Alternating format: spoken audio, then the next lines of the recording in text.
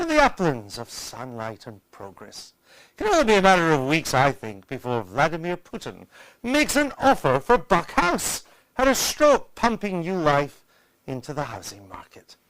There are many reasons to be cheery, you know, but in a spirit of helpfulness, can I just say to the business minister with green shoots in her eyes, here are some other phrases to avoid if Deputy Leader Mandelson ever allows you on the telly again. Je ne regrette rien.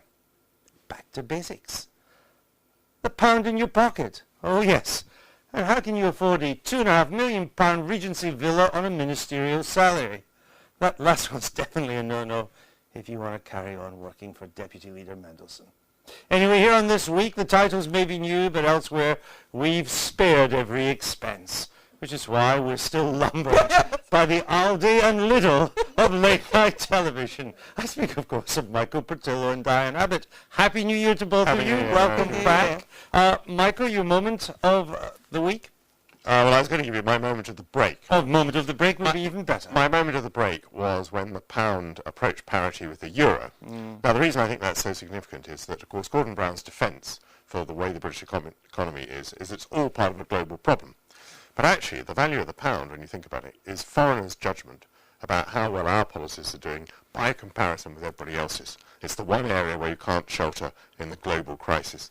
And I think the judgment on the pound is really very eloquent. What I can't make out is why it hasn't destroyed the government. I mean, in the past, 13, 14% devaluation would have destroyed a government.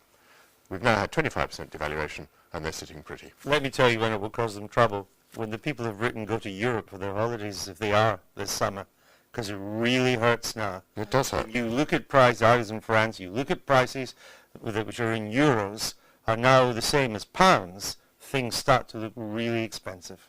Your moment of the break. Well, on the KGB Brown Evening Standard, I emailed my friends on the Evening Standard, so I was looking forward to their fearless exposés of how their new KGB boss made his money. Stanislavski. Mama, I think today we had a debate in Parliament on Gaza. We weren't going to be allowed a proper debate. We had a debate today, and also some brilliant speeches. A brilliant speech by George Galloway, but also a brilliant speech by Gerald Kaufman, who is a tremendous Zionist, supporter of the State of Israel, and he completely condemned Israel for, as he puts it, war crimes. Okay. Well, thank you both for that. And speaking of Israel, it takes us to our major story of the night. There's been yet more